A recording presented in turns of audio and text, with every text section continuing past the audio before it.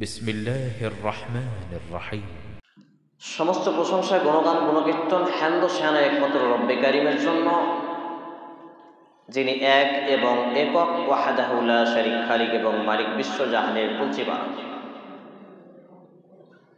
যেই আল্লাহ সুবহানাহু ওয়া তাআলার প্রশংসা করে শেষ করা অসম্ভব, তার প্রশংসা করছো আমরা আন্তরিকতার সাথে ছোট্ট ভাষাটি পাঠ করি। আসুন বলে ফিরি আলহামদুলিল্লাহ।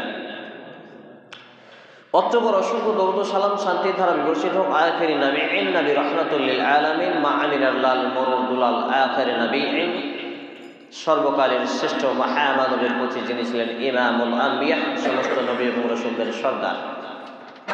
আমরা বলি আল্লাহুম্মা সাল্লি আলাইহি আল্লাহুম্মা বারিক তাসলিম সাল্লাল্লাহু তাআলা আলাইহি ওয়া সাল্লাম। আনা তালিবু ইলম, আমি একজন ইসলামের নগণ্য ছাত্র হিসাবে আজকের জুমার খুতবার বিষয়বস্তু হল দ্বীনি বা ইসলামী শিক্ষার প্রয়োজনীয়তা। উল্লেখিত বিষয়ের প্রতি পবিত্র কোরআন এবং সেই সুন্নাহর আলোকে গুরুত্বপূর্ণ তথ্য ও তথ্যবহুল বিবরণের আপ্রাণ প্রচেষ্টা রাখছি ইনশাআল্লাহুল আজিজ। ওয়া মা তৌফিকি ইল্লা বিল্লাহ, আলাইহি তাওয়াক্কালতু ওয়া ইলাইহি উনীব। দ্বীনি শিক্ষা বা দ্বীন ইসলামের শিক্ষার প্রয়োজনীয়তা, এটা এতটাই গুরুত্বপূর্ণ, ভাইটাল সব টপিক অ্যান্ড সাবজেক্ট।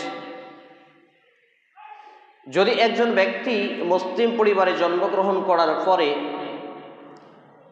বা কালিমায়ে শাহাদাত আশহাদু আল্লা ইলাহা ইল্লাল্লাহ, আমি সাক্ষ্য দিচ্ছি আল্লাহ ছাড়া সত্য কোনো ইলাহ উপাস্য নেই, ওয়া আন্না মুহাম্মাদুর রাসূলুল্লাহ, আমি এটাও সাক্ষ্য দিচ্ছি যে আর নবী মুহাম্মদুর রাসূলুল্লাহ সাল্লাল্লাহু আলাইহি ওয়াসাল্লাম হলেন আল্লাহর প্রিয় বান্দা, নবী এবং রাসূল।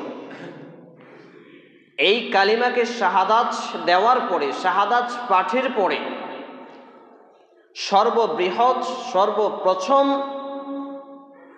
যেটা দ্য ফার্স্ট ইবাদাহ ইন ইসলাম রিলিজিয়নের মধ্যে, সেটা হচ্ছে পড়া বা শিক্ষা গ্রহণ করা।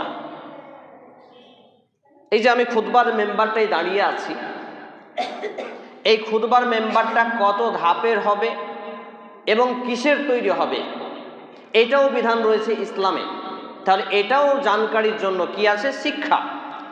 এই যে আমরা মসজিদে এসেছি, মসজিদে এসে কিভাবে ঢুকবো, কোন পাটা আগে ঢুকাবো, বের হওয়ার সময় কোন পাটা আগে বের করব, আবার ঢুকে এখানে দাঁড়িয়ে থাকবো নাকি বসে যাব, নাকি কিছু রুলস আছে, টোটাল বিষয়টাই আমাদের প্রত্যেকটা মানব জীবনের জন্য, বিশেষ করে মুসলিম কমিউনিটির জন্য, মুসলিম সমাজের জন্য আবশ্যকীয় বিষয় হলো ইসলামী বা ধর্মীয় বা দ্বীনি শিক্ষার প্রয়োজন। আলহামদুলিল্লাহি রাব্বিল আলামিন।